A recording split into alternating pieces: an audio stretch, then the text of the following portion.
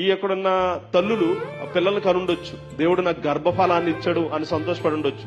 మరి ఫలం ఇచ్చిన తర్వాత ఆ ఫలము ఎవరిని సంతోషపెడుతుంది?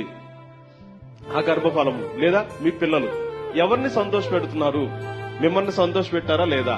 లేదా తండ్రిని సంతోష పెట్టారా లేదా? లేదా పెద్దవాళ్ళని సంతోష పెట్టారా లేదా? చుట్టూ ఉన్న వాళ్ళని సంతోష పెట్టారా లేదా?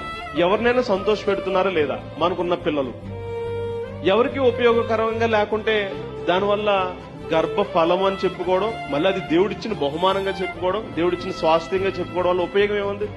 అది దేవునికి మహిమ అయితే కాదు కదా.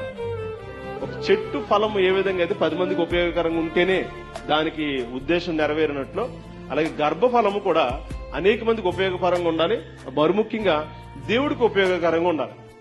గర్భంలో ఫలించినప్పటికీ దాన్ని ఫలింపజేసింది దేవుడే, గర్భంలో పెట్టింది దేవుడే, గర్భంలో నిర్మించింది దేవుడే, పిల్లల్ని ఇచ్చింది దేవుడే. కాబట్టి ముఖ్యంగా దేవుడిని సంతోష పెట్టే విధంగా ఉండాలి.